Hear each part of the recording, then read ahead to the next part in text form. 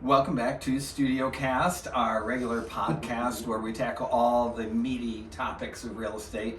And my name is Jeffrey Post. Sitting next to me are Sarah Maddock. Todd Waller. And today we're going to talk about a fun topic. It is buyer agency. And Todd, why don't you kick us off?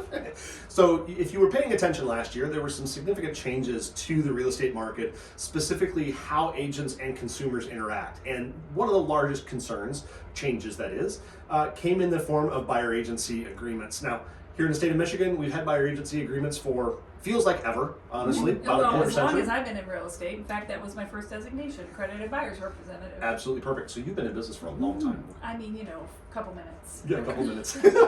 So speaking from experience, what we used to do was you might call and say, hey, I'd like to go see 234 Banana Street that's listed by some other agent. And I would look at my calendar and I would say, yep, we can make that happen. And then I would go and show you, and there wouldn't be much in the way of a relationship that was there. I was simply a key for you to open the door and go through and check things out.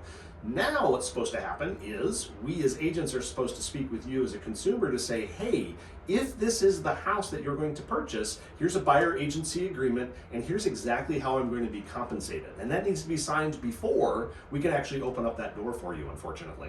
It's a little intimidating, right? Can be. Because Jeffrey, in the past, if you were just a casual buyer, maybe getting Right. started on, your home search journey, you just get on a consumer website, let's say Zillow, Redfin, whatever, and click the link and it would take you to Jeffrey Post listing agent and you would just make a casual arrangement. And we just can't do that anymore, right? And there's some good reason for that. Well, it's interesting too because it's kind of like you're sitting down with a buyer who may not know you that well and saying, before we do anything else, Yep. you need to sign that. But what I'm feeling is the benefit of that is you get to know your client that much more. I agree. The clarity about the whole process in real estate. I mean, let's face it, how many people are familiar with every single detail of buying or selling a home? Right.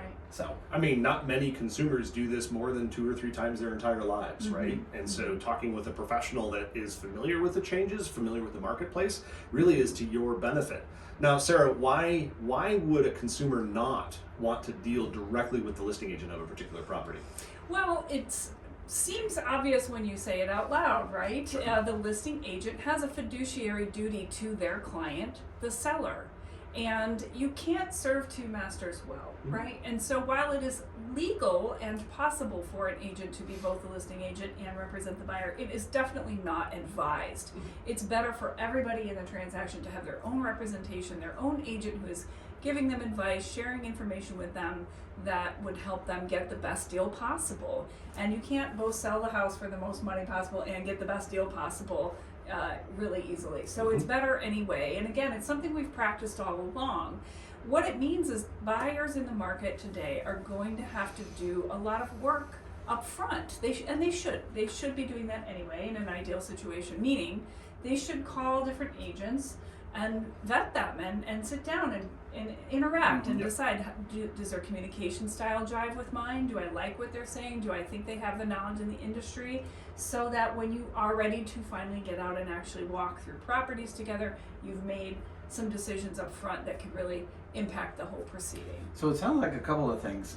For instance, if I were to reach out and I got the listing agent and they were going to show me the property, I don't have anybody in my court. Right. He's working for the seller. That's right. I can still go see the property, but I have no representation. And in that's it. fine as long as the buyer is aware of Yes. that. I mean, the same goes for open houses. You may still go to an open house without signing a contract Right. to get in the front door of that open house.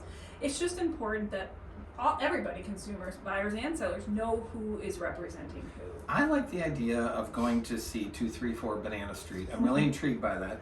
Is it yellow? It is totally yellow. Okay. Please tell me outside. Is it Maine's? In Ann Arbor, yes. I like the idea of going out and seeing anything with any agent where we're so much more on the same page. The clarity is there. I feel like I'd go out and see a property so much more informed. Not that it's wrong to ask silly questions, or not silly questions, to ask any questions as a new buyer to the market, but you're going to go out that much more prepared, right? 100%. So- I love it. Well, this has been a great discussion, and we are more than happy to go over those forms with you or speak in more detail about the entire process from start to finish. You can come in here anytime and sit down with one of us. We'd be happy to share with you, and you don't have to sign anything to do that. Anyway, this is Studio 48 with At Properties, Christie's International Real Estate, coming at you from Ann Arbor, Michigan. I'm Sarah. Jeffrey Post. Todd Waller. Thanks so much for joining us.